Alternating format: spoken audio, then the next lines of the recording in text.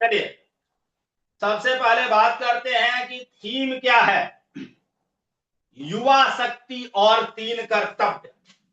ध्यान से समझिएगा, युवा शक्ति और तीन कर्तव्य, इसी रिगार्डिंग पूरा बजट पेश किया गया है। यही आपको मेनली समझना भी है। युवा शक्ति यानी कि यूथ को ध्यान में रखते हुए इस बजट को ड्राइव किया गया है, बजट को बनाया गया है। और तीन कर्तव्य, ठीक है, क्योंकि अभी जो नया जहां पर शिफ्ट हुआ है संसद भवन का, अभी जो नाम एक तरीका से रखा गया कि कर्तव्य भवन या कर्तव्य पथ, इस तरीका से कर्तव्य भवन में कर्तव्य की बात किया जा रहा है। तो तीन कर्तव्य निर्मला ताई समझा रही हैं और उसी तीनों कर्तव्य के अंदर पूरा बजट आ जाता है। दूसरा बात किया गया है सुधार एक्सप्रेस। कुछ ऐसा बात किया गया जिसमें सुधार किया गया है, बहुत सारी चीजें सुधार हुआ है।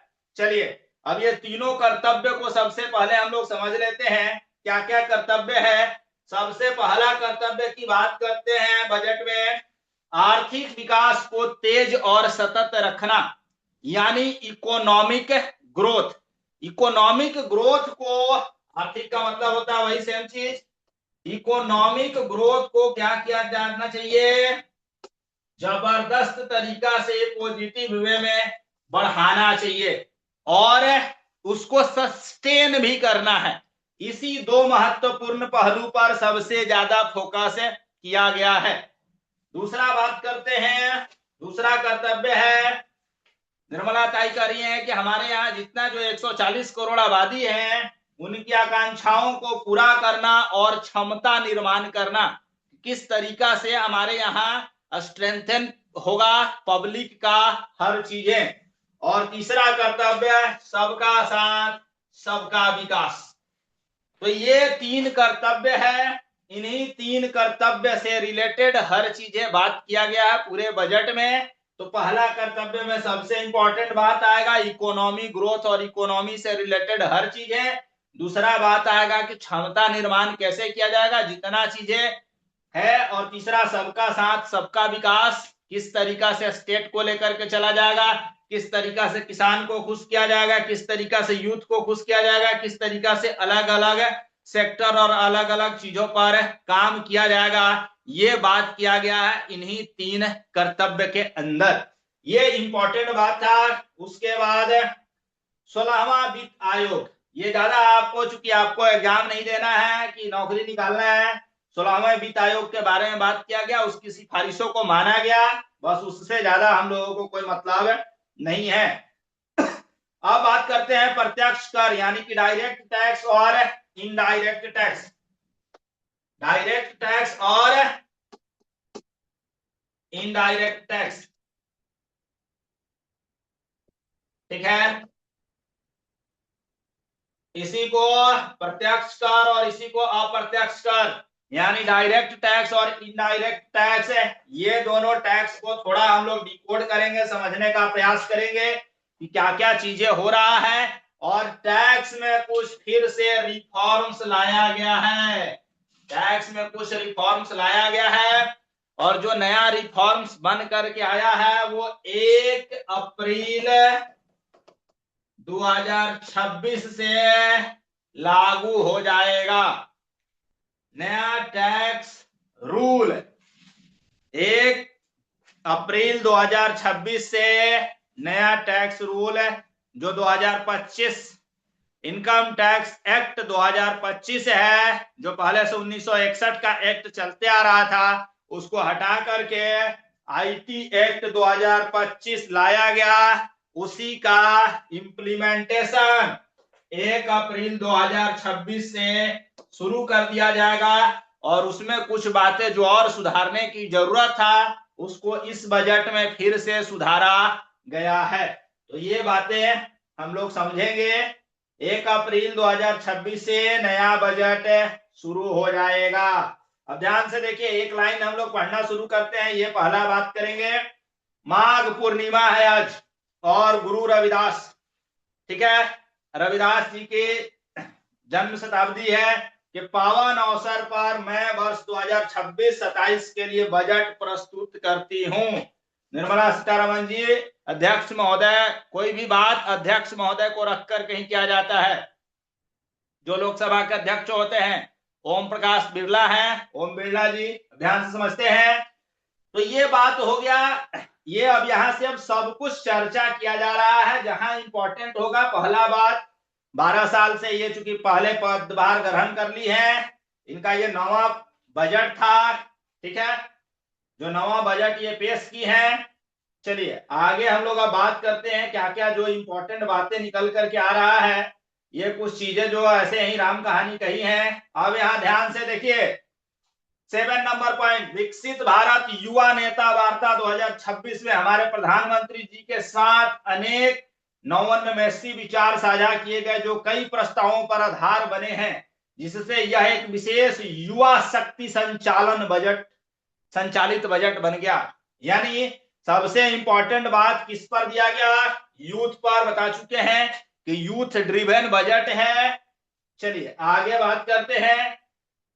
अब ध्यान से देखिए हमारी सरकार का जो संकल्प है, ये सब नारेबाजी और बयानबाजी है और कुछ है नहीं है, ठीक है, कि हमारे गरीब शोषित और वंचितों पर ध्यान देना है। इस संकल्प को पूरा करने तथा यह देखते हुए कि कर्तव्य भवन में, जैसे बात की कि कर्तव्य भवन में बजट पेश किया गया है, तो कर्तव्य भवन में तैयार होने वाला यह पहला बजट है, इसीलिए हम 3 कर्तव्यों से प्रेरित हैं। चूंकि हमेशा निर्मला ताई जब से आई है बजट पढ़ने में इंटरेस्टिंग हो गया है। पहले मान लेते हैं मनमोहन सिंह जी का हम बजट का देखें, जो फाइन प्रिंट ओरिजिनल आपके पास ये जो पेपर है, और भी बहुत सारे वित्त मंत्री का देखे, ऐसा लैंग्वेज और ऐसी शैली का प्रयोग नहीं किया जाता था। ये जब से आई है कुछ सुंदरता बढ़ गया है, क्योंकि महिला लोगों के अंदर ये खासियत होता है कि शब्दों को सही तरीका से घुला मिला करके लोगों को बताना, कि ताकि उसका इम्पैक्ट कम पड़े, लोग सदमे में कम आए। टैक्स और बाकी चीजें बहुत खतरनाक चीजें ये इंप्लीमेंट करवा रही हैं, लेकिन अच्छे तरीका से। तो कर्तव्य भवन में चूंकि ये पहला बजट बना है, इसीलिए 3 कर्तव्य की बात हुआ, जो हम लोग चर्चा कर चुके हैं, ठीक है। अब बात करते हैं, यही तीनों कर्तव्य 9, 10, 11 पॉइंट में लिखा हुआ है, हम लोग आगे बात करेंगे, ठीक है। चलिए हाँ 13 नंबर पर बात करते हैं। हमारी सरकार ने रोजगार के सृजन, उत्पादकता को बढ़ाने तथा विकास में तेजी लाने की दिशा में व्यापक आर्थिक सुधार किए हैं। वर्ष 2025 में स्वतंत्रता दिवस पर प्रधानमंत्री जी के घोषणा के पश्चात, ध्यान से समझिएगा, 15 अगस्त 2025 को जो प्रधानमंत्री लाल किला के प्राचीर से जो घोषणा किए थे, उसके पश्चात 350 से अधिक सुधार, यानी जो 350 अमेंडमेंट्स, नया संशोधन, नई बातें, नया कानून, नया बिल, हर चीजें पारित किया जा रहा है। नया नाम, नया सोच, सब चीज को चेंज किया जा रहा है और परिवर्तित किया जा रहा है। पुरानी जीर्ण अवस्था वाली चीजों को शुरू किया गया है। इसमें जीएसटी का सरलीकरण, श्रम संहिताओं को अधिसूचित करना तथा अनिवार्य गुणवत्ता नियंत्रण आदेशों को युक्ति संगत बनाना शामिल है। मतलब समझिए, पहला बात आया जीएसटी रिफॉर्म्स, दूसरा बात आया लेबर कोड में संशोधन, ठीक है, और क्वालिटी कंट्रोल पर बात किया गया है। तो ये इसके साथ साथ केंद्र सरकार राज्य सरकारों के साथ मिलकर विनियमन हटाने और अनुपालन संबंधी अपेक्षाओं में कमी लाने की दिशा में काम कर रही है। बहुत सारा जो चीजें हैं पुराना जीर्ण शीर्ण पड़ गया है, उसको हटाने के लिए और नए तरीका से संशोधन करके काम करने के लिए ये बात किया जा रहा है।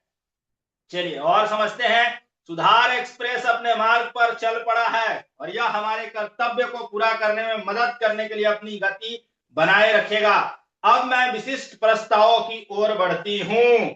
यहां तक 16 नंबर पॉइंट तक राम कहानी गाथा था कि मोदी सरकार और निर्मला ताई अपना और अपने सरकार के पक्ष में बातें कर रही हैं। यहां तक अभी कुछ विशेष बात बजट की नहीं हुआ है, ध्यान से समझिएगा।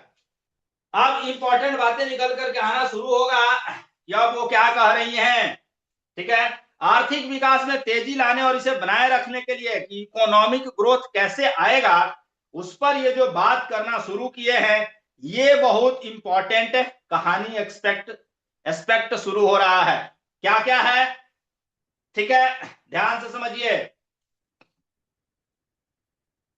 6 क्षेत्र में पहल का प्रस्ताव रख रही हैं। क्या क्या? रणनीतिक और अग्रणी क्षेत्रों में विनिर्माण को तेज करना। ठीक है, ध्यान से समझिएगा, निर्माण और विनिर्माण यानी कि इंडस्ट्रियल चीजों को सही तरीका से करने पर फोकस किया गया। विस्तार के औद्योगिक क्षेत्रों का कायाकल्प करना। विरासत यानी कि ध्यान से समझिए, विरासत का मतलब होता है, जो कहा जा रहा है कि बहुत सारी ऐसे पुरानी जो कंपनियां हैं और पुराना जो क्लस्टर्स बेस्ड चीजें हैं उसको संशोधित करके सही किया जाएगा। चैंपियन एमएसएमई, एमएसएमई का निर्माण करना। चैंपियंस एमएसएमई, जो एमएसएमई और एसएमई जो है उसी को बड़ा करना, उसी की बात किया जा रहा है। पहले समझ लेते हैं एसएमई और एमएसएमई, ये दो वर्ड है बिजनेस का। एसएमई मतलब small and medium enterprise, small and medium enterprise, SME small enterprise, और एम मिला दिए हैं तो स्मॉल एंड मीडियम इंटरप्राइज, मतलब कि अभी वैसी कंपनियां जो छोटा है उसको एसएमई कहेंगे, और एमएसएमई जिसको कहेंगे जो मिड साइज का हो गया, थोड़ा बड़ा हो गया है। तो एसएमई और एमएसएमई का कायाकल्प करने के लिए और उसको चैंपियन एमएसएमई बनाने के लिए इसमें इस बजट में फोकस किया गया। ठीक है, उसके बाद बात किया जा रहा है अवसंरचना को सशक्त प्रोत्साहन प्रदान करना, यानी इंफ्रास्ट्रक्चर, दीर्घकालिक ऊर्जा सुरक्षा और स्थायित्व सुनिश्चित करना, यानी कि जितना भी एनर्जी से रिलेटेड बातें हैं, डेवलपमेंट है, कैसे एनर्जी क्या क्या होगा उस पर, शहर आर्थिक क्षेत्र विकसित करना, शहरों में सही तरीका से कैसे विकास होगा, और रणनीतिक और अग्रणी क्षेत्रों में विनिर्माण को तेज करना। बहुत सारा ऐसा जगह है कि जहां पर काम करने की जरूरत है, बिजनेस और इन सभी चीजों से रिलेटेड बहुत सारी चीजें बनाना है, समझना है, समझाना है, इसी पर बात किया जा रहा है। चलिए, इस चीज को हम लोग क्या करते हैं, हिंदी में पढ़ना थोड़ा ज्यादा ही कठिन हो रहा है और समझाना भी सही में कठिन हो रहा है। हम लोग आते हैं इंग्लिश पर, क्योंकि बहुत सारा ऐसा वर्ड आ रहा है कि जिसको इंग्लिश को ही हम हिंदी में समझा देंगे, क्योंकि ये बहुत लेंदी प्रोसेस हो रहा है, बहुत लोगों को तो समझ में भी नहीं आएगा जो बातें हो रहा है शुद्ध हिंदी।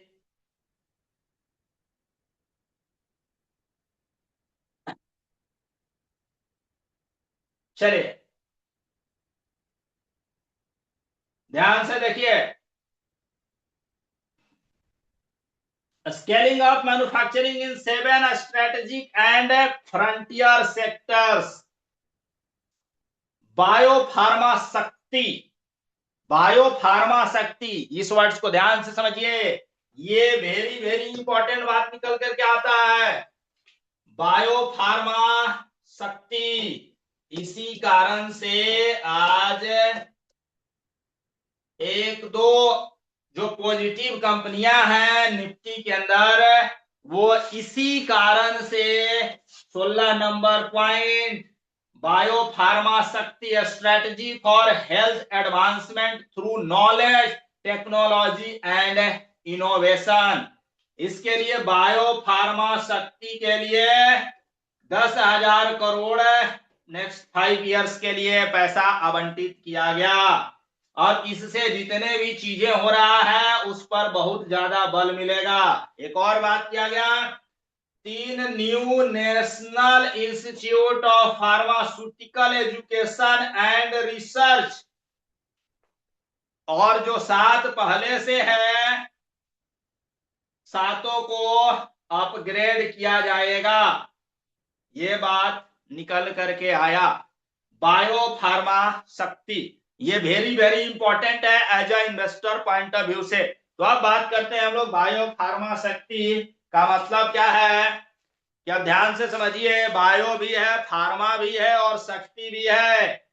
तो इससे रिलेटेड जितनी कंपनियां हैं उसको सबसे ज्यादा हेल्प मिला। इसी कारण से सिप्ला, डॉक्टर रेड्डीज और कुछ कंपनियां जो है पॉजिटिव टेरिटरी की ओर भागने लगा और जबरदस्त चला। तो ये पॉइंट है बायो फार्मा शक्ति के कारण, यानी कि फार्मा सेक्टर के लिए कुछ चुनिंदा स्टॉक्स के लिए ये वेरी वेरी इंपॉर्टेंट बजट हो गया। अब पूरे 5 साल के लिए ये क्लैरिटी आ रहा है क्या क्या सरकार करेगा ये 5 साल में बता दिया। अब बात करते हैं India semiconductor mission 1.0 successfully complete हो गया। इसके कारण बहुत सारा सेमीकंडक्टर में काम हुआ, रियलिटी है।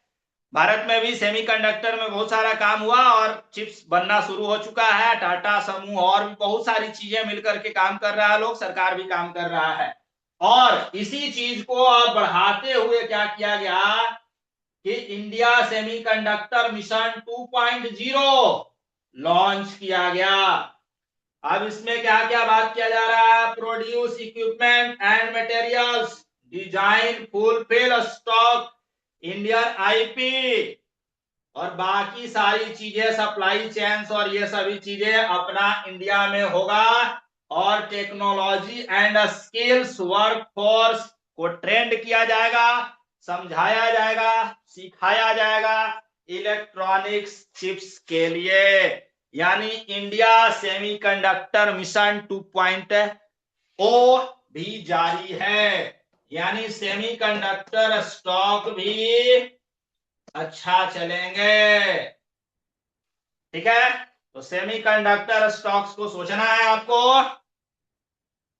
अब बात करते हैं एक और थीम जिसमें हमारा 2-3 शेयर एकदम फेवरेट शेयर है, उस पर एकदम हम हमेशा बात करते हैं, the electronics components manufacturing scheme. Electronic components manufacturing schemes, EMS, electronic manufacturing services या इलेक्ट्रॉनिक मैन्युफैक्चरिंग थीम जो है उस पर launch in April 2025 with an outlay of 22,919 crore. EMS को अप्रैल 2025 में लॉन्च किया गया था पिछला बजट में। ठीक है, उसके बाद ये 22,919 करोड़ का था। Already has investment commitments at double the target, इसको सब बढ़ा दिया गया। We propose to increase the outlet to 40,000 crore to capitalize on the momentum। इसी बात को और आगे बढ़ाया जा रहा है 40,000 करोड़ का। ठीक है, आउटले और यानी पैसा सरकार और इंफ्यूज कर रहा है इस बात को। चलिए आगे समझते हैं हम लोग। EMS में कौन कौन सी कंपनियां हैं, 2-3 कंपनियां हैं जिसको ध्यान से समझना है। मेरा all time favourite Dixon technology. अच्छा किया इस जैसे ही ये बातें निकल करके आया, जबरदस्त डिक्सन टेक्नोलॉजी चला फिर, लेकिन मार्केट का प्रेशर की वजह से चला गिरा। कीनीज और तीसरा है एवलॉन और भी बहुत सारी कंपनियां हैं, लेकिन ये मेन है डिक्सन और कीनीज। तो आपको सोचना है, अंबर इंटरप्राइजेज, छोटा छोटा और भी बहुत सारी कंपनियां हैं। EMS थीम पर आपको सोचना है, गूगल सर्च करना है, बाकी चीजें करना है। ये कुछ कंपनियां निकल करके आ रहा है जो जबरदस्त पॉजिटिव रहेगा अभी पूरे 1-2 सालों के लिए, क्योंकि इस थीम पर सरकार बहुत ज्यादा फोकस है। और बात करते हैं रेयर अर्थ मिनरल्स। तो रेयर अर्थ मिनरल्स जितनी भी है, जैसे लिथियम होता है, ठीक है, या जिंक है, या इस तरीका की बहुत सारी ऐसी और है एलिमेंट्स, जर्मेनियम है, यूरेनियम है, इस तरीका की बातें किया जा रहा है कि रेयर अर्थ मिनरल्स, वैसा एलिमेंट्स या वैसा मिनरल्स जो रेयरली पाया जाता है, उसको बढ़ाने के लिए बहुत सारा काम किया जा रहा है। और सरकार और क्या किया, ध्यान से देखिए, minerals rich states of Odisha, Odisha में मिनरल्स ज्यादा है, Kerala, Andhra Pradesh and Tamil Nadu to establish dedicated rare earth corridors to promote mining, processing, research and manufacturing. मतलब क्या हो रहा है, रेलवे से रिलेटेड ये डेडिकेटेड क्या बनेगा, डेडिकेटेड फ्रेट कॉरिडोर तो बन ही रहा है कि सामान ढोया जाएगा सिर्फ रेलवे से, यहां से वहां जाएगा। अब ये बात किया जा रहा है कि इन स्टेट्स को एक दूसरे से जोड़ा जाएगा, Orissa, Kerala, Andhra Pradesh, Tamil Nadu, dedicated rare earth corridors. इसके कारण उड़ीसा से रिलेटेड, केरला से रिलेटेड, आंध्र प्रदेश से रिलेटेड और खास करके वैसा कंपनी जो इन सभी चीजों में मेटल्स एंड माइनिंग्स में काम करता है, वो सबसे ज्यादा अच्छे चले और पॉजिटिव रहेंगे। जैसे जीएमडीसी, ठीक है, और इस तरीका की बातें, ओएमडीसी, जीएमडीसी, इस तरीका का। चलिए, to enhance domestic chemical production and reduce import dependency, क्या किया जा रहा है उसके लिए, केमिकल का प्रोडक्शन बढ़ाने के लिए। केमिकल मतलब रसायन जो है हमारे यहाँ बहुत सारी चीजों का नहीं है, तो क्या किया जा रहा है, establishing 3 dedicated chemical parks, 3 dedicated chemical parks बनाया जा रहा है on a cluster based plug and play model. तो ये बात ध्यान से समझना है कि सरकार क्या कर रहा है, केमिकल की निर्भरता को कम करने के लिए, कि बाहर से जो हम खरीद रहे हैं उसकी निर्भरता कम हो, उसके लिए ये इंपॉर्टेंट है। रेयर अर्थ मिनरल्स पर भी हम लोग क्या हैं, दूसरे कंट्री पर बहुत ज्यादा निर्भर हैं, उसकी निर्भरता कम करने के लिए डेडिकेटेड रेयर अर्थ कॉरिडोर्स और ये सभी चीजें बनाना बहुत जरूरी है ताकि निर्भरता कम हो सके। Strong capital goods, strong capital goods capability is a determinant of productivity and quality across different sectors। ध्यान से समझिए, strong capital goods, capital goods का मतलब क्या होता है, जितनी भी वैसी चीजें हैं कि जो एक दिन में तो खराब नहीं, इलेक्ट्रॉनिक्स चीजें ही, लेकिन वो बड़े पैमाना पर केबल्स है, टीवी है, फ्रिज है, ये सब बाकी जो चीजें हैं, बहुत सारी चीजें कैपिटल गुड्स कहा जाता है। तो कैपिटल गुड्स की बात कर रहे हैं हम लोग, क्या क्या है, high tech tool rooms, a scheme for enhancement of construction and infrastructure equipment, construction and, ध्यान से देखिएगा, कंस्ट्रक्शन एंड इंफ्रास्ट्रक्चर इक्विपमेंट को बढ़ावा दे रहा है सरकार। हाईटेक टूल रूम सरकार बनाएगा, ठीक है, और उसके बाद क्या कर रहा है, तो अब इंफ्रास्ट्रक्चर इक्विपमेंट जो बनाता है, जैसे जो कंपनियां जेसीबी बनाता है, जो कंपनियां मान लेते हैं कि आपका जितनी भी चीजें हैं, हाइड्रोलिक वाली ट्रक, हाइड्रोलिक कुछ भी इस तरीका की चीजें, या फिर मान लेते हैं कि जितनी भी कॉम्पैक्टर, मूवर, अर्थ मूवर, बहुत सारी चीजें, ये टेक्निकल वर्ड्स है कि जिसको आपको समझना है कि बिजनेस को और रेलवे, रोड, इंफ्रास्ट्रक्चर को डेवलप करने में जो चीजें लगता है, उन सभी इक्विपमेंट्स के बारे में बात किया जा रहा है। तो इक्विपमेंट्स पर सरकार फोकस किया, तो अब आपको सोचना है कि कौन सी कंपनियां जो है क्रेन बनाता है, कौन सी कंपनियां जेसीबी बनाती है, कौन सी कंपनियां क्या बनाती है, उसके कारण ये जबरदस्त चलेगा और चला, ठीक है। तो इंफ्रास्ट्रक्चर, इक्विपमेंट और कंस्ट्रक्शन वाली बात है। और बात क्या किया जा रहा है, scheme for container manufacturing, railway से बात आ गया, कंटेनर मैन्युफैक्चरिंग, कौन कौन कंपनियां कंटेनर बनाता है, रेलवे वाला स्टॉक्स उठाइए और उसमें देखिए कि कौन कौन सी कंपनियां का मेन बिजनेस कंटेनर बनाना है, वही आपके लिए काम की बातें निकल करके आ रहा है। ऐसे सोचना पड़ेगा। I also propose a scheme for container manufacturing to create a globally competitive container manufacturing ecosystem with a budgetary allocation 10,000 crore इस पर 5 सालों में खर्चा करने की बात किया गया है। For the labor intensive textile sector, I proposed an integrated program with 5 subparts. अब बात करते हैं हम लोग इस पर टेक्सटाइल इंडस्ट्रीज पर। ध्यान से समझिएगा इस बात को। ये आपको ये जो बजट है, मामूली बजट में बात नहीं किया गया है। मार्केट सिर्फ एक वजह से गिरा है, ये मार्केट तुरंत रिबाउंड करेगा, ठीक है। और जबरदस्त इंडिया अपनी स्ट्रेंथ की ओर बढ़ने के लिए इस बजट में बात किया गया है, लेकिन इस पर सरकार को बहुत मेहनत करना होगा, इस सारी बजट की चीजों को इंप्लीमेंट करवाने में, रियल में धरातल पर लाने में। चलिए बात करते हैं हम लोग लेबर इंटेंसिव टेक्सटाइल सेक्टर। सबसे ज्यादा अमेरिका का टैरिफ्स का प्रभाव किस किस पर पड़ा? केमिकल पर, टेक्सटाइल्स पर, फार्मा पर। वैसे सेक्टर को सबसे ज्यादा फोकस से, ध्यान से बजट में लाया गया है कि ताकि क्या हो सके कि ये सारा सेक्टर सही तरीका से काम कर सके। इसीलिए इस बात को ध्यान दीजिएगा कि टेक्सटाइल मैन्युफैक्चरिंग और टेक्सटाइल सेक्टर पर बहुत फोकस है।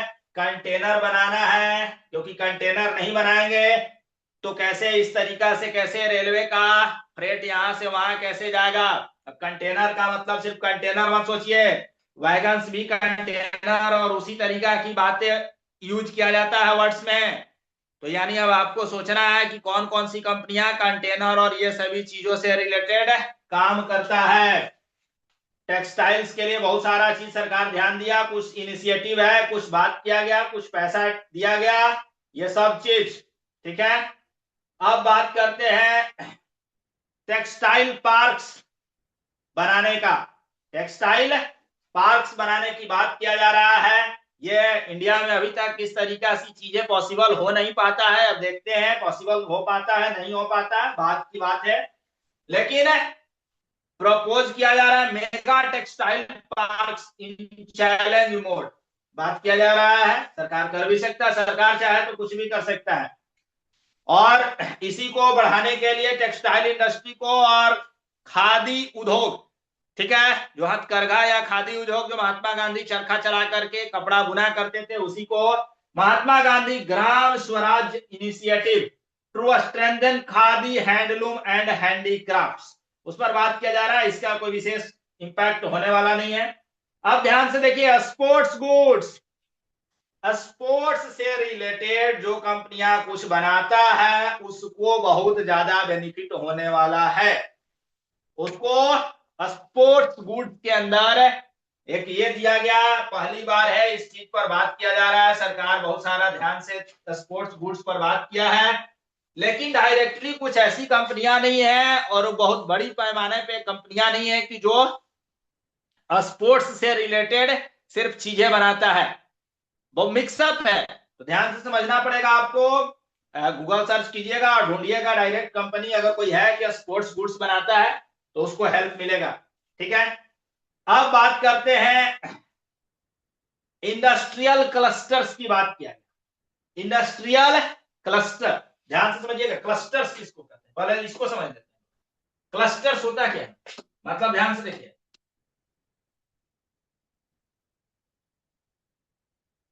एक ही जगह पर बहुत सारा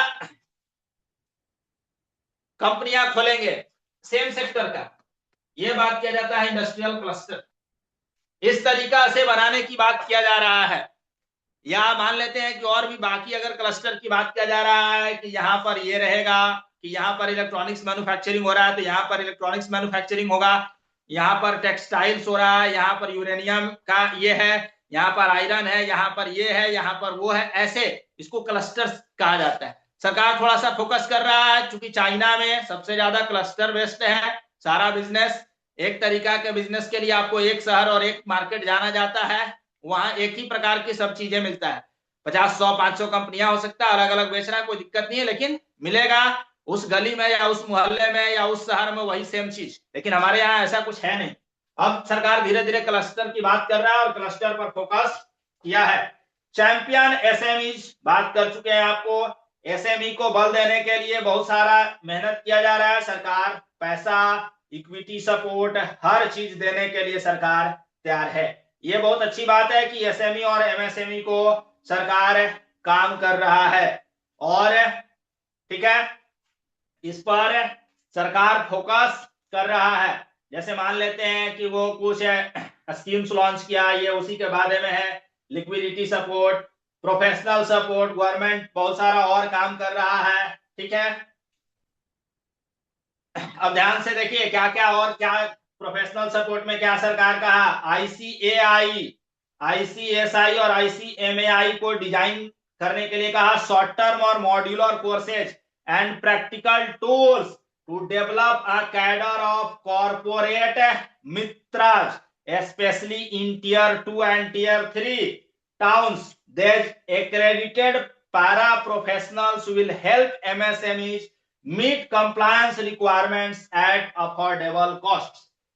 सरकार कह रहा है कि जो मान लेते हैं कुछ बेरोजगार तरीका के लोग हैं, वो आईसीएआई, आईसीएसआई और आईसीएमएआई जो हमारे यहाँ का इंस्टीट्यूट है अपना सरकारी, ठीक है, चार्टर्ड अकाउंटेंसी और इन सभी चीजों का, वो लोग क्या करेगा, कुछ ऐसा कोर्स बनाएगा, शॉर्ट टर्म और मॉड्यूलर कोर्स और प्रैक्टिकल टूल्स बनाएगा कि जिसको कॉर्पोरेट मित्रज, एक वर्ड दिया गया, ये बनाया जाएगा और वो लोग एमएसएमई को क्या करेंगे, हेल्प करेंगे कि ताकि आप अपना कंप्लायंस और बाकी चीजें मीटअप कीजिए और नया नया बिजनेस, नया नया टेरिटरी और नया नया काम करते रहिए, जीडीपी को ग्रोथ दीजिए। ये सरकार का बहुत अच्छा सोच है, लेकिन कितनी बातें धरातल पर होता है पता नहीं, लेकिन ये सोच अच्छा है, इनिशिएटिव भी सरकार का अच्छा है।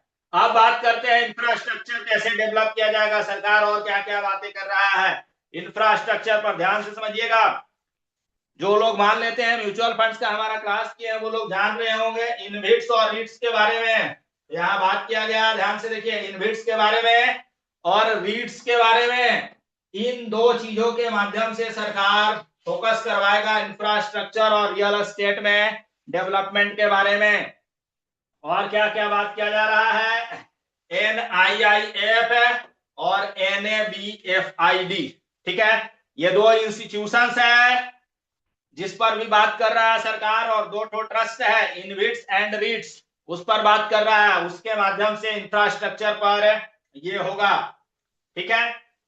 चलिए और बात करेंगे, यानी कि रीट्स और इनविट्स को एक तरीका से लीगली रिफॉर्म्स और बाकी चीजें सरकार सपोर्ट किया, ठीक है, और यहां पर फोकस भी करेगा सरकार। Public capex, very very important point 33 numbers. Public capex, सरकार खर्चा कितना कर रहा है कैपिटल एक्सपेंडिचर पर, यानी रोड, रेलवे, इन सभी बातों पर सरकार कितना पैसा खर्च कर रहा है, ठीक है। ध्यान से देखिए, 2025-26 में क्या था, 11.2 लाख करोड़ था 2025-26 में।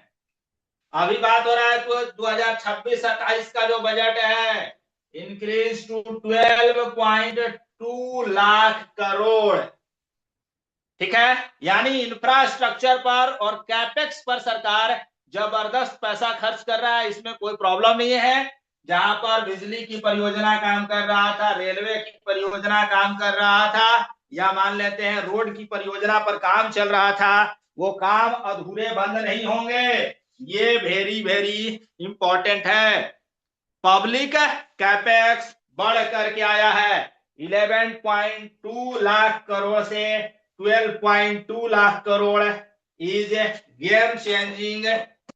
और ये बहुत जरूरी है अभी कम से कम और 5-10 साल तक कैपिटल एक्सपेंडिचर करना सरकार को, तब जा करके हर जगह पर रोड हो पाएगा, हर जगह पर बिजली, हर जगह पर रेलवे, हर जगह पर एयरपोर्ट। ये सब जो कनेक्टिविटी की बात है, जब तक ये नहीं होगा तब तक विकसित भारत का सपना पूरा तो होना छोड़ दीजिए, अधूरा भी सपना, अधूरा देखना भी वो भी मूर्खता है।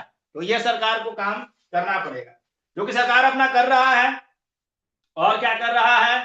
Private developers regarding risk during infrastructure development and construction phase, ध्यान से देखिए, उसको क्या किया? इंफ्रास्ट्रक्चर रिस्क गारंटी फंड, ये कंपनियों को फोकस में रख करके किया है। नॉर्मल लोगों को इससे कोई, और हम लोगों को भी इन्वेस्टर पॉइंट ऑफ व्यू से कोई विशेष फायदा नहीं है। चलिए और बात करते हैं। रीट्स सक्सेसफुली ये सब चीज हो चुका है। हाँ, और भी बहुत सारा रीट्स और इन सभी चीजों को सरकार लाने के लिए पब्लिक से आह्वान करेगा, बाकी सब चीज करेगा कि आप लोग काम कीजिए, रीट्स बनाइए, जितनी भी कंपनियां हैं।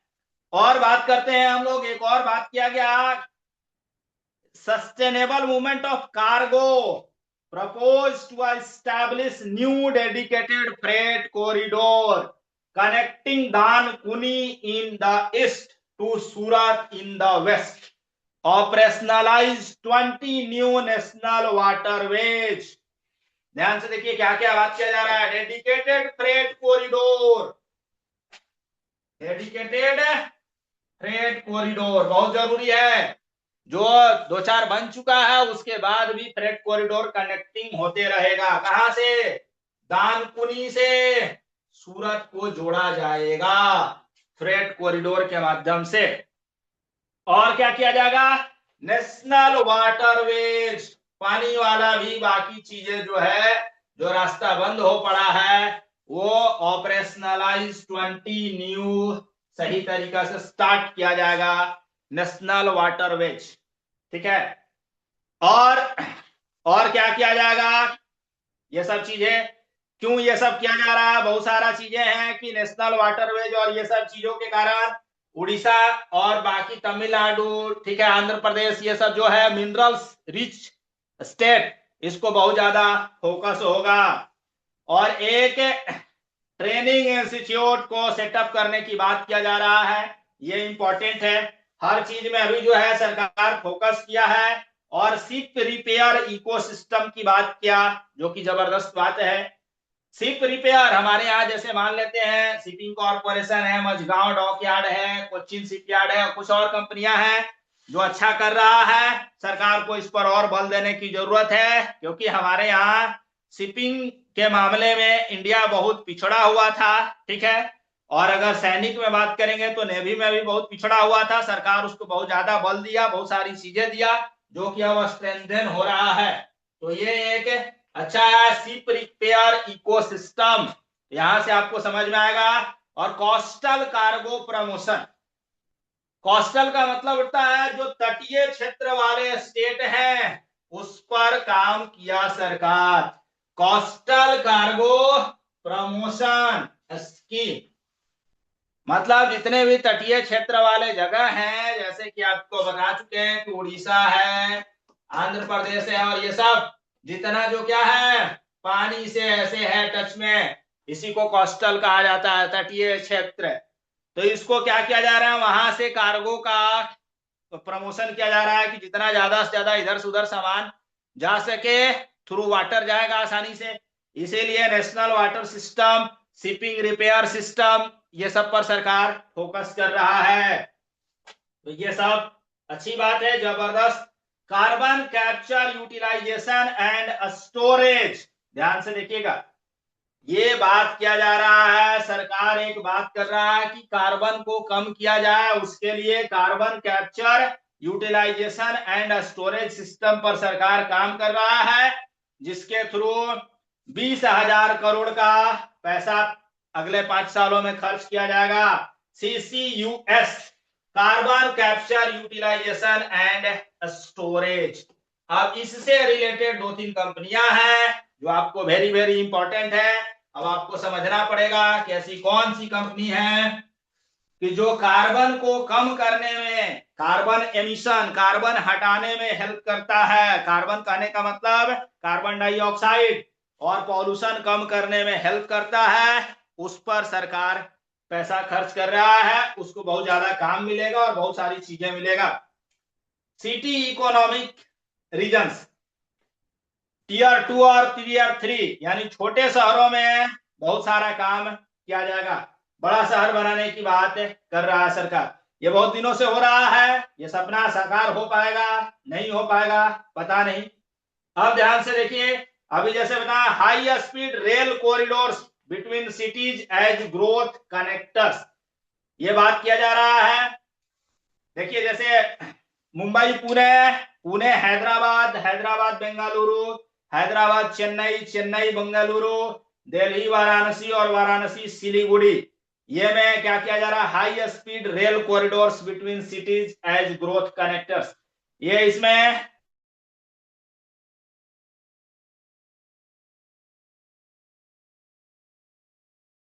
कनेक्ट किया जा रहा है।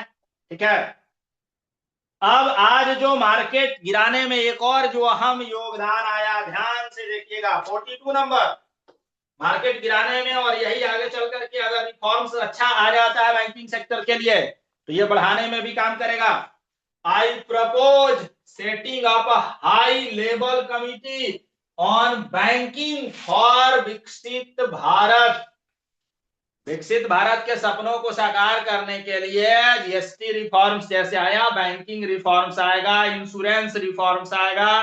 ठीक है, उसके बाद आपका कैपिटल मार्केट रिफॉर्म्स आना चाहिए कि सरकार इस तरीका खराब शराब उल्टी सीधे हरकतें करके टैक्स बढ़ाते नहीं रहे।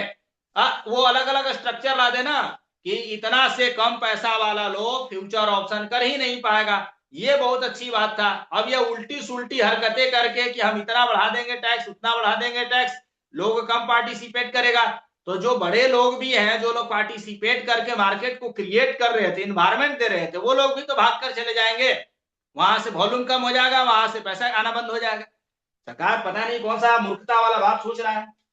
तो ये एक अच्छी बात है, high level committee on banking for Viksit Bharat to comprehensively view the sector and align it with India's next phase of growth while safeguarding financial stability, inclusion and consumer protection। ध्यान से देखिए क्या क्या बात किया जा रहा है, फाइनेंशियल स्टेबिलिटी बता चुके हैं आपको हम थोड़ा सा, इंक्लूजन और कंज्यूमर प्रोटेक्शन, लोगों के साथ जो धोखाधड़ी हो रहा है, बैंकों के साथ धोखाधड़ी हो जा रहा है, कुछ कुछ चीजें जो अनियमितता है उसको सुधारने के लिए एक कमेटी का गठन होना बहुत जरूरी है और उस पर सरकार काम करे, ये भी जरूरी।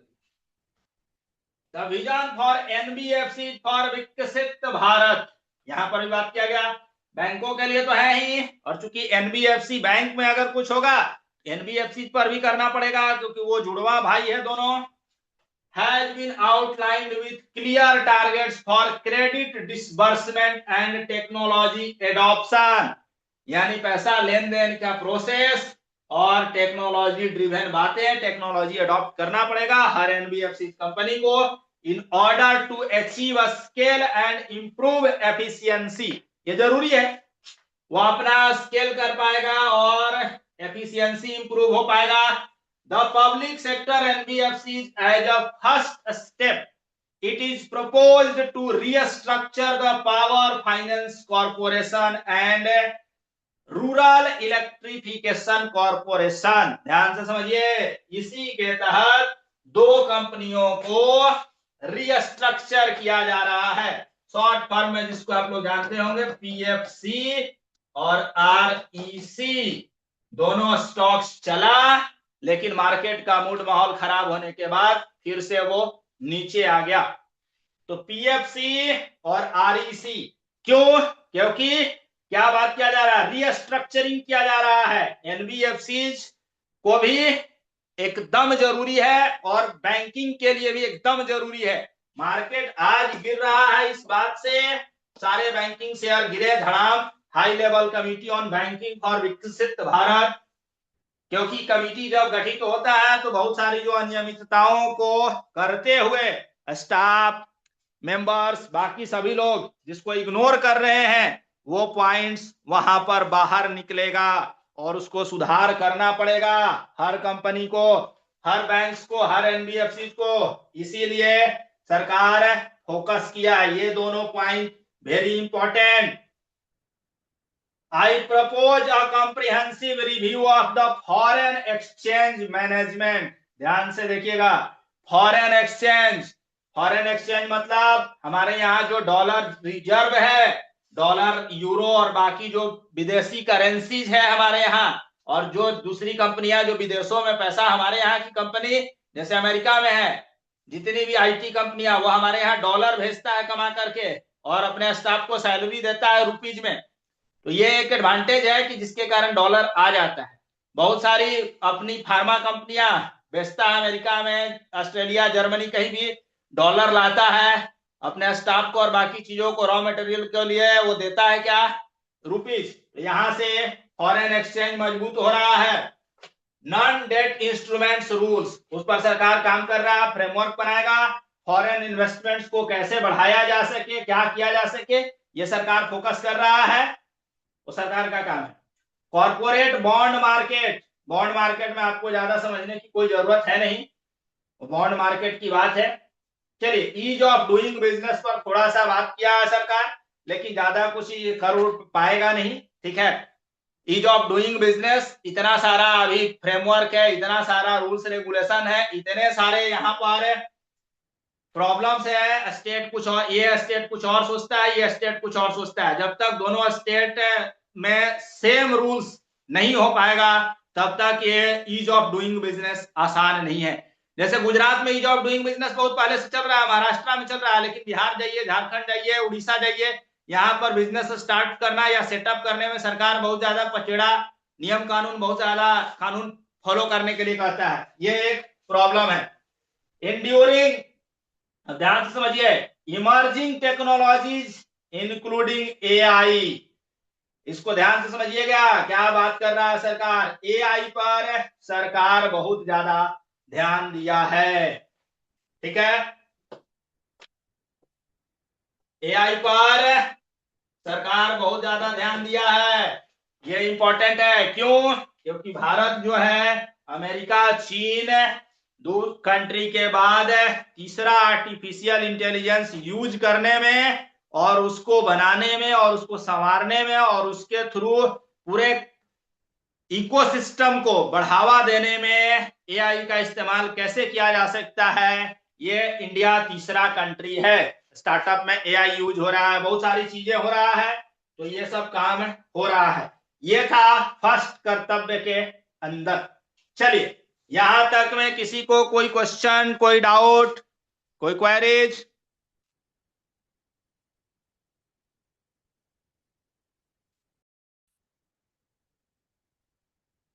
सेकेंड कर्तव्य की ओर बात किया जा रहा है, to fulfil aspiration and build capacity. क्या बात किया गया, एक ही लाइन में लिख दिया गया कि एस्पिरेशन, जो महत्वाकांक्षा है, जो लोगों की सोच है, जो विचारधारा है, उसको फुलफिल करने के लिए और कैपेसिटी बिल्ड करने के लिए close to 25 crore individuals have come out of multidimensional poverty through a decade of our government sustained and reform oriented efforts। ध्यान से समझिए, लगभग 25 करोड़ लोग आज भी गरीबी रेखा के नीचे हैं। सरकार के इतने कुछ करने के बाद भी उस 25 करोड़ लोगों तक सरकार दाल रोटी पहुंचा रहा है, तभी उनका जीवन यापन हो पा रहा है, नहीं तो वो भी, उनका जीवन चलाना भी पॉसिबल नहीं रहेगा। सरकार इस बात को भी कह रहा है सेकंड कर्तव्य में, इसीलिए इस बात को लाया। Our government has therefore decide to place a renewed emphasis on the service sector। ध्यान से समझिए, ये बहुत अच्छी बात किया, सर्विस सेक्टर, क्योंकि सबसे ज्यादा एम्प्लॉयमेंट आज की डेट में कौन सेक्टर जनरेट कर सकता है, वो है सर्विस सेक्टर, ठीक है। तो सर्विस सेक्टर में क्या किया गया, high powered education to employment and enterprise standing committee. ये एक अच्छी बात निकल करके आया। मैकाले शिक्षा पद्धति का थोड़ा सा सरकार, हमको लग रहा है, तोड़ निकालने का प्रयास कर रहा है। Education to employment and enterprise, दोनों की बात किया।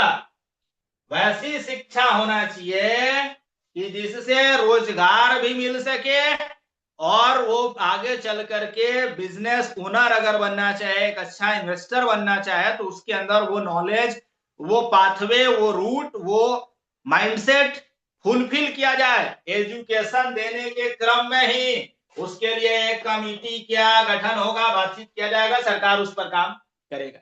ये बहुत जरूरी है, ऐसा शिक्षा व्यवस्था में कमिटी बने कि ये बात करे। I propose to set up a high-powered education to employment and enterprise standing committee to recommend measures that focus on the service sector as a core driver of विकसित भारत। हम भी क्लियर बात कर रहे हैं। हम मान लेते हैं कि जॉब छोड़ करके हर घर फाइनेंशियल एजुकेशन की क्यों बात कर रहे हैं कि आज 10 साल से अधिक उम्र का बच्चा को भी फाइनेंशियल एजुकेशन आना चाहिए, उसको पैसा बनाने आना चाहिए, बिजनेस करना आना चाहिए, समझ आना चाहिए, कहां खर्च करना है, कहां नहीं खर्च करना है। क्योंकि अगर ये नहीं करेगा आदमी, तो ये जो विकसित भारत की बात बार बार सरकार, मोदी सरकार कर रहा है, पॉसिबल ही नहीं है। ना हम सोच सकते हैं, ना आप सोच सकते हैं। तो ये बात एजुकेशन टू एम्प्लॉयमेंट, इसी पर सिर्फ था यहीं तक बस। उसके बाद अब आ रहा एंड इंटरप्राइज। ये इंपॉर्टेंट वर्ड निकल करके है जो कि इस बजट में बात किया गया। This will make us a global leader in service. और किस सेक्टर के थ्रू? पहले सबसे ज्यादा बात किया जाता था कहां रोजगार देंगे, मनरेगा में रोजगार दे देंगे, इसमें रोजगार देंगे, कृषि में रोजगार देंगे, या मान लेते हैं कि कंस्ट्रक्शन, ये वो हम बात करते हैं, नहीं, पॉसिबल नहीं है। सबसे ज्यादा सर्विस सेक्टर में रोजगार देना पड़ेगा, उन्नत टेक्नोलॉजी का नेटवर्क बनाना पड़ेगा हर सर्विस सेक्टर का। आईटी तो सबसे ज्यादा है, आईटी में हम लोग अभी भी ऐसे भी ग्लोबल लीडर हैं। 2-4 कंपनियों को छोड़ देते हैं अमेरिका की, तो बाकी ग्लोबल लीडरशिप है हमारा। अब इसको और बढ़ाना चाहिए, टेक्नोलॉजी लाना चाहिए और तरह तरह से काम करना चाहिए। हमारे यहाँ तो यूथ तो है ही जो काम कर सकता है, उसको बस विजन और मिशन का जरूरत है, दिशा देने का जरूरत है। सरकार ये कर रहा है, ठीक है। 10% ग्लोबल शेयर बाई 2047, 2047 तक सर्विस सेक्टर में 10% हिस्सेदारी की बात कर रहा है यह बजट में। अभी देखने से तो मुश्किल ही दिख रहा है हमको, लेकिन चूंकि सरकार का बहुत सारा एजेंडा जो होता है, दिखाना भी होता है, एआई और ये सब पर बात कर रहा है सरकार, अच्छी है, ये पहल है, बहुत अच्छा है, ठीक है। Creation of professionals for Viksit Bharat, ये इंपॉर्टेंट बात है, ध्यान से समझिए। और जो पहले से कुछ स्कीम्स, कुछ चीजें जो चल रहा था पहले से, जैसे allied health professionals will be upgraded and new AHP institutes या institutions establish in private and government sector.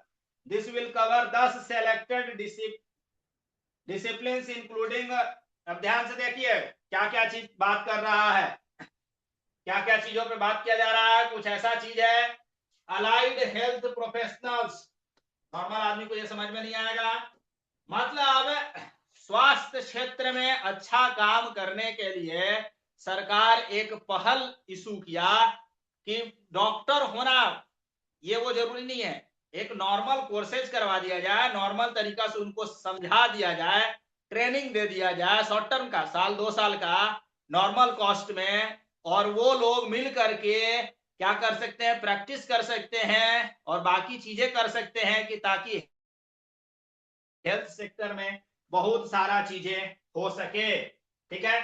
जैसे क्या क्या चीज में मान लेते हैं, OT technology, applied psychology and behavioural health, ये सब पर सरकार काम करने की बात कर रहा है। Strong care ecosystem, care ecosystem बनाने की बात कर रहा है कि ताकि सरकार हेल्प कर सके सारे मरीजों को और बाकी चीजों को। Hubs for medical value tourism, ध्यान से देखिए, मेडिकल वैल्यू टूरिज्म, इसके कारण भी आज 2-3 बातें हुआ। एक और बातें अब यहां से निकल करके आएगा, टूरिज्म पर बढ़ावा दिया जा रहा है। एक तो मेडिकल वैल्यू टूरिज्म हो रहा है, यानी हेल्थ सेक्टर में टूरिज्म को बढ़ावा दिया जा रहा है। हॉस्पिटैलिटी, तो टूरिज्म सेक्टर भी पॉजिटिव है इस बजट के कारण। और आइए आगे, मेडिकल हब्स बनाने की बात किया, अच्छी बात है। आयुष यानी कि जो होम्योपैथिक और ये सब वाला होता है, आयुर्वेदा और ये सब चीजों से रिलेटेड है, काम अच्छा कर रहा है सरकार इस पर।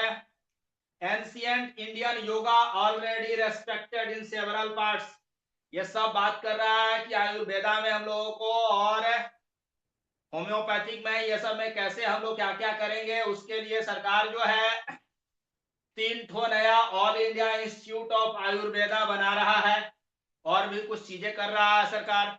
एनिमल हस्बेंड्री, जो जानवरों का इलाज के लिए भी हॉस्पिटल्स और ये सब चीज बनाने पर सरकार फोकस कर रहा है। और veterinary professionals by more than 20,000, ये सब बात कर रहा है कि सरकार कैसे क्या क्या करके लोगों को ज्यादा बढ़ावा देगा। ठीक है, अब बात कर रहा है India's animation, visual effects, gaming and comics. ध्यान से देखिएगा, 60 नंबर आज के डेट का जो यूथ कर रहा है, सरकार उस पर बहुत ज्यादा फोकस किया है और उस पर ध्यान दे रहा है। 60 नंबर पॉइंट, इंडिया में जो एनिमेशन जैसे मूवीज बनाना, ये करना, कार्टून बनाना, कॉमिक्स बनाना, गेमिंग बनाना, ये सब जो बनाना है, ये सब में projected to require 2 million professionals by 2030. I propose to support the India Institute of Creative Technologies, Mumbai, in setting up AVGC content creator labs in 15,000 secondary schools and 500 college. ध्यान से देखिए, यानी एनिमेशन, विजुअल इफेक्ट्स, गेमिंग और comics, ये 4 बातों के लिए content creator labs 15,000 high school में और सेकेंडरी स्कूल में और 500 कॉलेज में। ये इंपॉर्टेंट बात निकल करके आ रहा है कि ताकि यहां से कंटेंट क्रिएटर, यूट्यूबर और सोशल मीडिया पर्सनालिटी यूथ बने 10+2 स्तर से ही। ये एक अच्छी बात सरकार किया है। और क्या कर रहा है, The Indian design industry is expanding rapidly and yet there is a shortage of Indian designers। हाँ, ये बहुत इंपॉर्टेंट बात निकल के आया। अभी आज जो इंडिया में फैशन और डिजाइन की बात है, अब हम लोग यूरोपियन कंट्री के तरीका से बदल रहे हैं। अलग अलग तरीका के डिजाइन, अलग अलग तरीका के चीजें पहनना है, इस्तेमाल करना है, लेकिन डिजाइनर ही नहीं है। तो डिजाइनर को इस्टेब्लिश करने के लिए ये सब सरकार बात कर रहा है कि कुछ चीजें डिजाइन को कैसे बूस्ट किया जाए। New national institute of design to boost design education and development in the eastern region of India. ठीक है, ये आपका मान लेते हैं कि ईस्टर्न रीजन में स्थापित किया जाएगा क्या, नेशनल इंस्टीट्यूट ऑफ डिजाइन। बहुत जरूरी है, डिजाइनर पैदा करना पड़ेगा, फैशन डिजाइनर, ये डिजाइनर, वो डिजाइनर, बहुत सारी चीजों में अलग अलग डिजाइन हो रहा है, उसके लिए एजुकेशन होना बहुत जरूरी है। The government will support states through challenge road in creating 5 university township. 5 तो बात कर रहा है सरकार कि उस पर काम करे। ठीक है, कैसा, लॉजिस्टिक कॉरिडोर्स और ये सब इंडस्ट्रियल एंड लॉजिस्टिक कॉरिडोर्स के लिए यूनिवर्सिटी और ये सब चीज बनाए। बात करें एकेडमिक जोन्स में host multiple universities, college, research institutions, skill centres and residential complexes, ये सब पर काम करे सरकार कि वैसा जगह बने जहां पर ये सब चीजों के बारे में चर्चा हो, जहां पर लोगों को इंडस्ट्री ये वो पढ़ाया जाए। लेकिन अभी ये, हाँ, गुजरात और महाराष्ट्र और तमिलनाडु ये सब स्टेट में पॉसिबल है। और क्या किया जा रहा है, स्टेम इंस्टीट्यूट या इंस्टीट्यूशंस। ध्यान से समझिए, हर डिस्ट्रिक्ट में एक girl hostel will be establish in every district. नया एक गर्ल हॉस्टल बनाया जाएगा, ये अच्छा बात है। और 4 टेलीस्कोप इंफ्रास्ट्रक्चर फैसिलिटीज। हाँ, यहां से एक बात निकल करके आ रहा है, जो अभी बच्चा जो पढ़ रहा है, मान लेते हैं उसके लिए एक अच्छी बातें निकल करके आ रहा है कि जो व्यक्ति स्पेस और इन सभी चीजों में जो बच्चा है 10th और ये सब में ही अगर इंटरेस्ट लेने लगे, उसके लिए भी सरकार क्या कर रहा है, टेलीस्कोप इंफ्रास्ट्रक्चर फैसिलिटीज डेवलप करने के बारे में सोच रहा है।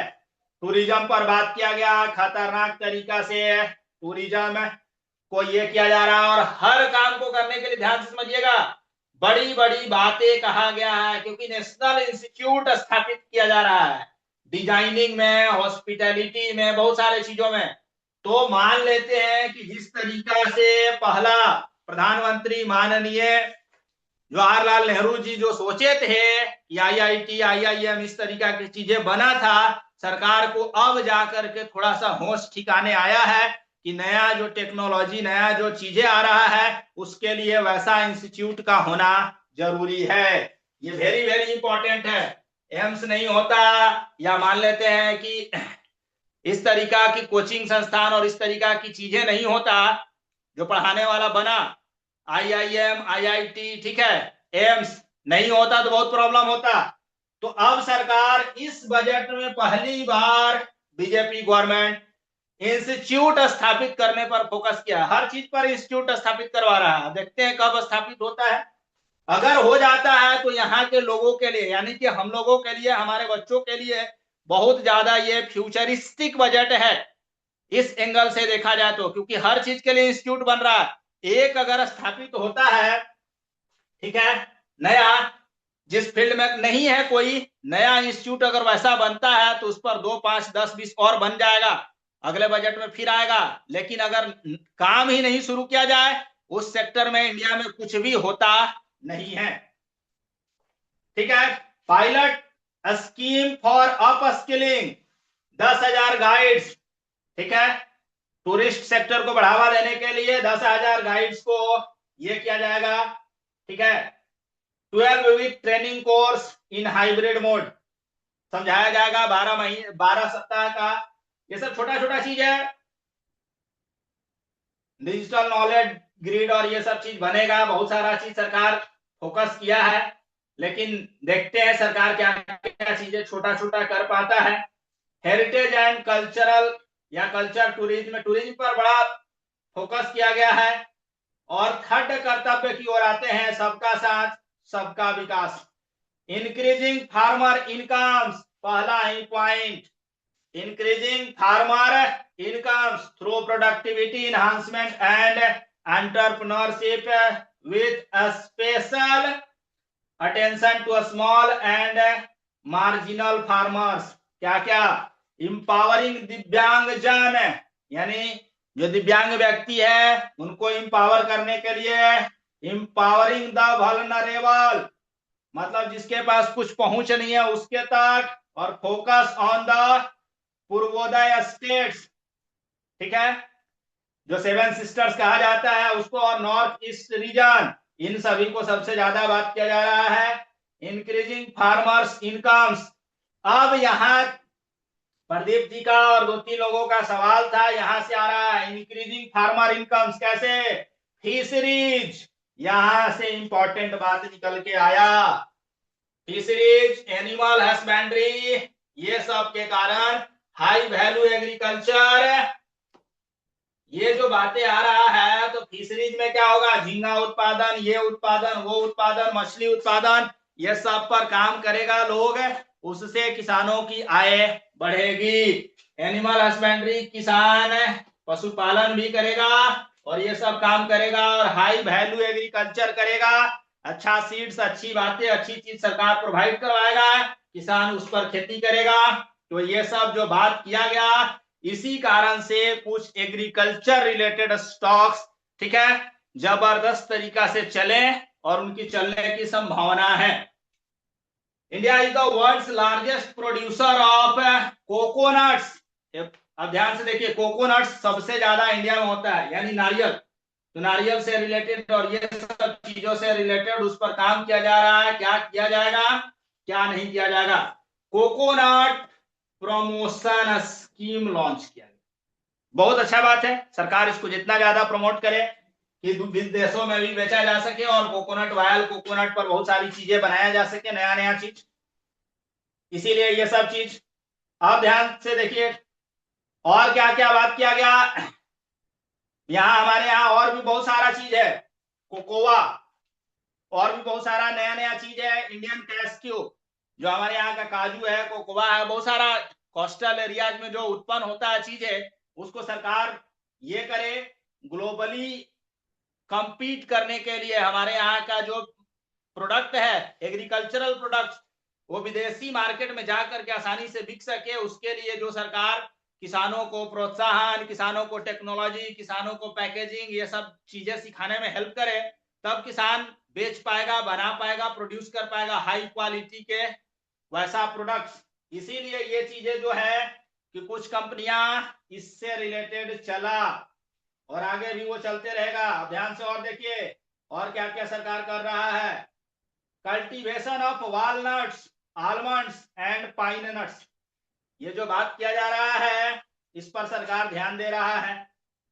तो भारत विस्तार मतलब एग्रीकल्चर को क्या करने के लिए, virtual integrated system to assess agriculture resources, इस पर बात कर रहा है सरकार। इसीलिए एग्रीकल्चरल चीजों पर फोकस किया और सरकार अच्छा कर रहा है। लेकिन ये हमेशा से कर रहा है, सिर्फ कह देने से कुछ नहीं होगा, इस पर बहुत ज्यादा काम करना पड़ेगा। और लखपति दीदी प्रोग्राम और ये वो ये काफी दिनों से चल रहा है, ये चलते रहेगा, इससे कुछ विशेष ज्यादा होने वाला नहीं है। ठीक है, ये सब छोटा मोटा बातें हैं। अब बात करते हैं, हाँ एक ये बात किया गया, reaffirming our commitment to mental health and trauma care. Mental health और ट्रॉमा केयर पर सरकार को काम करना बहुत जरूरी है और इसमें सरकार थोड़ा सा काम कर भी रहा है। ठीक है, और upgrade national mental health institute in Ranchi and Tezpur as regional apex institutions. इसमें बात कर रहा है जैसे रांची का जो मान लेते हैं है कि जो पागल खाना और ये वो का हॉस्पिटल है उसको, और तेजपुर में भी एक हॉस्पिटल है उसको थोड़ा क्या करे सरकार बढ़ावा दे, बात करे, लोगों की संख्या वहां पर आसानी से भर्ती हो सके, लोगों का इलाज हो सके, ये सब पर सरकार ध्यान दे। पूर्वोदय और ये सब पर। और एक और बात निकल करके आया, Buddhist sites in north east region, इसमें सरकार ध्यान दे रहा है कि क्या क्या किया जाए और महात्मा बुद्ध के इन सभी चीजों को किस तरीका से बढ़ावा दिया जाए। ठीक है, कि बुद्ध का नॉलेज हर जगह कैसे पहुंचे। ठीक है, और क्या किया गया, 16वां वित्त जो 16वां वित्त आयोग है यानी कि 16th फाइनेंस कमीशन, उसका गठन हुआ, उसमें जो भी बातें किया गया सरकार उसको एज इट इज मान लिया है। अब एक इंपॉर्टेंट बात निकल करके आया, फिस्कल कंसोलिडेशन, ध्यान से समझिएगा, इस पर हम लोग थोड़ा चर्चा करते हैं, ये इंपॉर्टेंट बात है फिस्कल कंसोलिडेशन, क्योंकि फिस्कल डेफिसिट 4.3% रहने की संभावना है जो कि बहुत अच्छी बात है। लेकिन एक डराने वाली एक और बात है, ध्यान से देखिएगा, वो क्या बात है, government has been delivering on our fiscal commitments consistently without compromising on social needs to strive towards accepted standards of fiscal management. In budget 2025-26, I had indicated that the central government would target reaching a debt to GDP ratio. ध्यान समझिएगा, ये एक date to GDP ratio भयंकर ratio है, very very important country का strength को दर्शाने के लिए। ठीक है, इस साल अभी कितना रहने का बात है, 26-27 में 56.1% ऑफ जीडीपी, यानी जो टोटल जीडीपी है उसका 56% अगर टोटल देखा जाए तो कर्ज मिला करके टोटल कर्ज 56% हो जाता है, पहले वाला अभी वाला सबको मिला करके। ये खतरनाक बात है, होना नहीं चाहिए। सरकार 2030-31 तक बात कर रहा है 50-51% पर लाने का, यानी हर साल घटाने का। लेकिन ये एक डरावना है, क्योंकि हमारे यहाँ वैसा कंट्री नहीं है कि अमेरिका जैसा है कि 110%, 210%, ऐसा नहीं चलेगा। यहाँ बहुत कम होना चाहिए। इस बात से हम लोगों को बहुत फायदा होता। और फिस्कल डेफिसिट बता चुके हैं 4.3 है, इसमें बात किया जा रहा है 94 नंबर पॉइंट्स में। फिस्कल डेफिसिट अच्छा है, 4.3% पर किया जा रहा है जीडीपी का। रहने की संभावना है 2025-26 में 4.4 है, और 2026-27 में 4.3% करने का बात किया गया। अब आते हैं सरकार के पास पैसा आया कहां से और कितना पैसा आया। The revised estimates of the non-debt receipts are 34 lakh.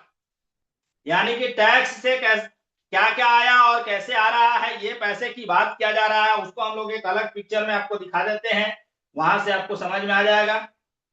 ठीक है, ये पार्ट बी और ये वो में हम लोगों को थोड़ा सा सिर्फ जाना है। आपको वो दिखा देते हैं कि मार्केट जो गिरा है किसके कारण गिरा, वो आपको बता चुके हैं। एक ही सिंपल कारण है, टैक्स वाला में ज्यादा आपको समझना नहीं है। आइए उसको फटाफट हम यहां से आपको बोर्ड से दिखा दें। जो बताएं आपको, एसटीटी का कहानी है। एसटीटी बढ़ गया किस पर, फ्यूचर पर भी और ऑप्शन पर भी, जो कि मार्केट गिराने का काम किया। ये सबसे इंपॉर्टेंट हुआ। और बाकी कोई विशेष तौर पर टैक्स वगैरह चीजों में घटना बढ़ना नहीं हुआ। एक दूसरा पहलू, एक तो एसटीटी हुआ, दूसरा पहलू है बाई बैक पर। बाई बैक पर अलग तरीका से टैक्स लगाने की बात कहा गया। ये भी एक मार्केट गिराने और मार्केट को हिलाने में थोड़ा थोड़ा सा बल दिया, लेकिन ये ज्यादा नहीं है। लेकिन ये दो पहलू किससे, कैपिटल मार्केट से रिलेटेड डायरेक्ट बातें हैं कि बाई बैक और एसटीटी, सिक्योरिटी ट्रांजैक्शन टैक्स, दो चीजों पर सरकार बात किया। अब हम लोग आते हैं अब डायरेक्ट, जब आपको दिखाते हैं सरकार के पास पैसा कहां से और कैसे आता है। ठीक है, सरकार के पास पैसा कहां से और कैसे आता है।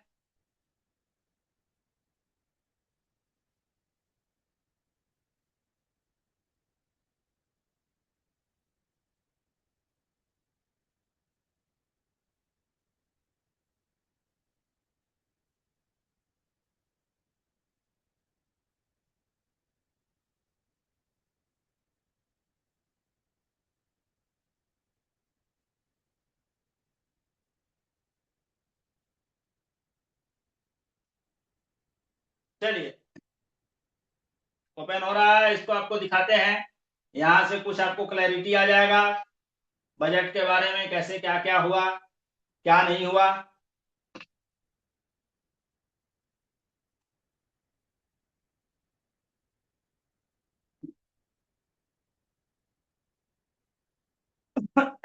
सरकार कहाँ और कैसे पैसा खर्च कर रहा है उसके बारे में ये रूपरेखा और ये सभी चीजें लिखेगा।